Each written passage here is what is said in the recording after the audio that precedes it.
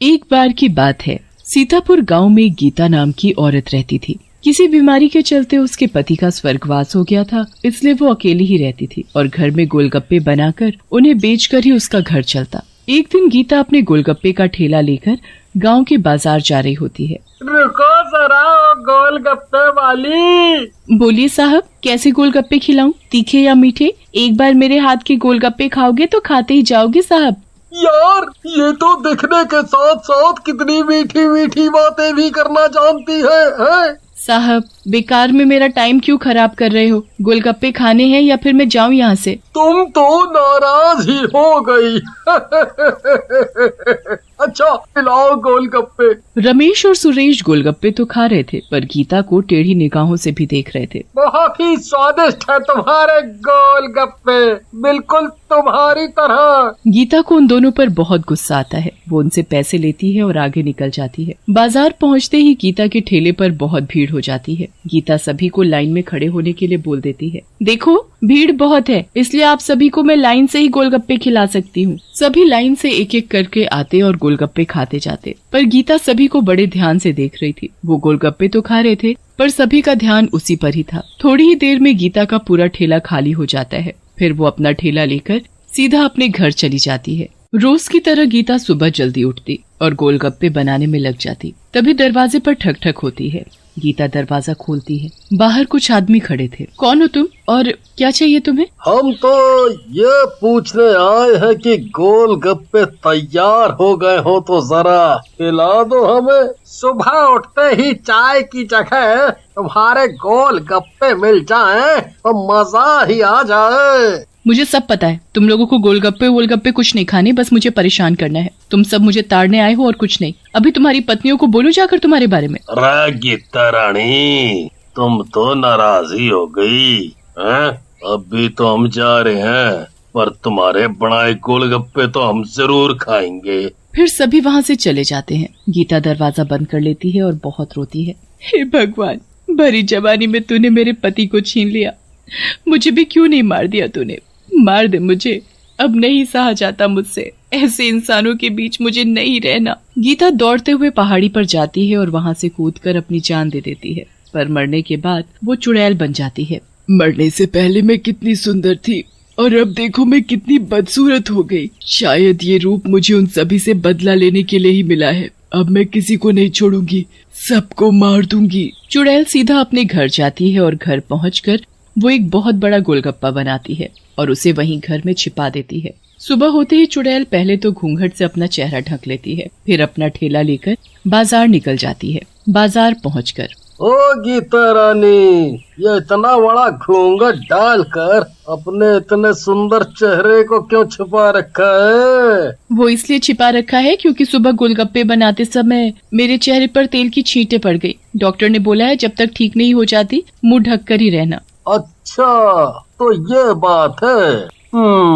अब तुम मुझे गोलगप्पे खिलाओ जल्दी। आज से मैं सभी को मुफ्त में गोलगप्पे खिलाया करूंगी। तुम्हें जितने खाने हैं उतने खा सकते हो। और हाँ, घर पर आओगे तो अपने मुलायम हाथों से गोलगप्पे खिलाऊंगी। चुड़ैल की ये बात सुनकर रमेश के तो जैसे होश ही उड़ गए। घर पर?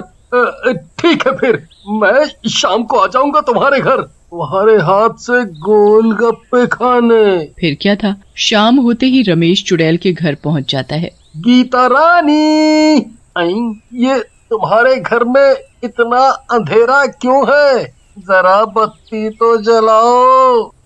घबराने की जरूरत नहीं, तुम सीधा चले आओ, मैं यही हूँ। रमेश अंधेरे में सीधा चला रहा था, तभी अचानक उसका पैर फिसल जाता है और वो चुड़ैल के बनाए बड़े गोलगप्पे में जाकर गिर जाता है। वो गोलगप्पा चटपटे और मिर्चे वाले पानी से भरा हुआ था। तभी चुड़ैल बत्ती चालू कर देती है। चुड़ैल, और ये इतना बड़ा गोलगप्पा, ये सब क्या है? अरे कोई मुझे बचाओ, यहाँ से निकालो। मुझे शायद तुमने पहचाना नहीं, मैं वही तुम्हारी गीता रानी हूँ और मैं मर चुकी हूँ। मैं तुमसे बदला लेने आई हूँ वापस, चुड़ैल बनकर। चुड़ैल रमेश को उस बड़े से गोलगप्पे में डुबा डुबा कर मार देती है। अगले दिन चुड़ैल फिर से गांव के बाजार जाती है अपना गोलगप्पे का ठेला लेकर। तभी ठेले पर महेश आ जाता है। आज तुम इतने बड़े घूंघट में बात कुछ हजम नहीं हुई। आज मेरा मन बहुत अच्छा है, इसलिए मैंने सोचा था जो मेरे ठेले पर सबसे पहले आएगा उसे अपने हाथों से गोलगप्पे खिलाऊंगी। महेश को बिल्कुल भी पता नहीं चला कि वो अब गीता नहीं चुड़ैल है। वो तो चुड़ैल की बात सुनकर मन ही मन बहुत खुश हो रहा था। मुझे पता है, सबसे पहले मैं ही आया हूँ तुम्हारे ठेले पर, है ना? सच सच बोलना। तुमने बिल्कुल सही कहा। ऐसा करते हैं कि तुम मेरे घर चलो, मैं वहीं तुम्हें आराम से बैठकर अपने हाथों से गोलगप्पे खिलाऊंगी। फिर क्या था, चुड़ैल आगे आगे और महेश उसके पीछे पीछे चला जा रहा था।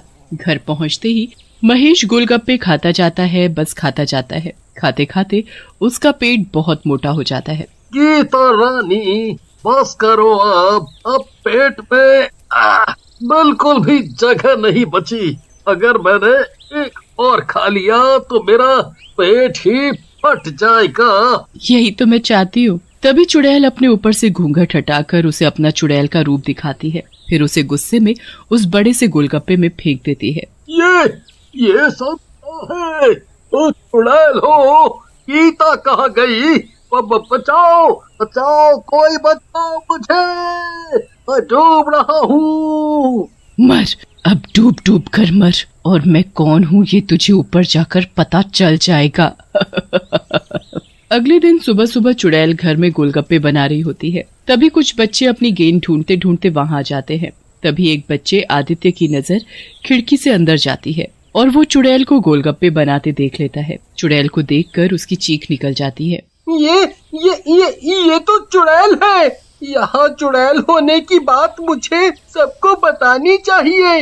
मैं अभी बताता हूँ सबको कि हमारे गांव में चुड़ैल है।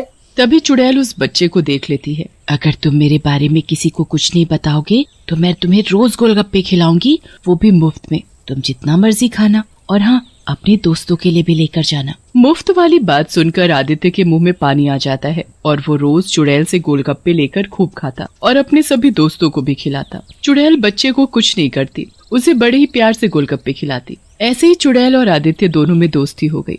आदित्य चुड़ैल से कभी नहीं डरता था, पर एक दिन उसने अपने सभी दोस्तों को चुड़ैल के बारे में बता दिया। उसके सभी दोस्तों ने अपने परिवार वालों को बता दिया। उसके बाद पूरे गांव में उस चुड़ैल की ही चर्चा होने लगी। सपना बहन, क्या तुमने भी सुना जो मैंने सुना कि हमारे गांव में कोई चुड़ैल रह रही है? हाँ बहन, मैंने भी सुना। मेरे बेटे ने मुझे ये बात बताई और ये बताया कि वो चुड़ैल उस गीता गोलगप्पे वाली के घर में रह रही है। मैंने तो ये भी सुना है कि वो चुड़ैल हमारे बच्चों को रोज रोज गोलगप्पे खिलाती है। कहीं ऐसा ना हो गोलगप्पे खिलाते खिलाते कहीं वो हमारे बच्चों को ही ना खा जाए। इससे पहले कि वो हमारे बच्चों को खाए, हमें सभी गांव वालों को इकट्ठा कर उस चुड़ैल को वहाँ से भगाना होगा। गांव की सभी औरतें अपने साथ गांव के सभी आदमियों को भी मिला लेती हैं और वहाँ से सीधा उस गीता के घर पहुँचती हैं। ओ चुड़ैल, हमें तेरे बारे में सब पता चल गया है, बाहर निकल, आज हम तुझे इस गांव से भगाने आए हैं। तभी चुड़ैल घर से बाहर आ जाती है। तुम लोगों को आखिर मेरे बारे में पता चल ही गया, पर तुम सब कान खोल कर सुन लो। मैं यहाँ अपना बदला लेने आई हूँ और बदला लेकर ही रहूंगी। उसके बाद मैं चुपचाप यहाँ से चली जाऊंगी। तुम हम सबको खा जाओ, यही तुम्हारा बदला है ना? पहले तो तुम उस गीता को निकालो बाहर, उसी ने तुम्हें अपने घर में घुसाया है। सबसे पहले हम उसे ही इस गांव से बाहर भगाएंगे।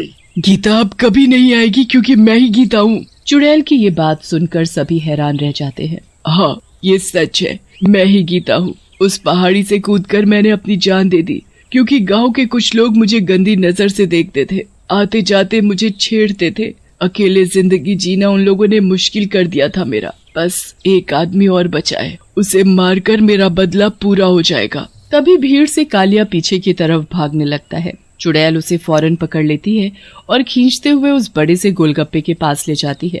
रे मने माफ कर दे, मारे से बहुत बड़ी भूल हो गई।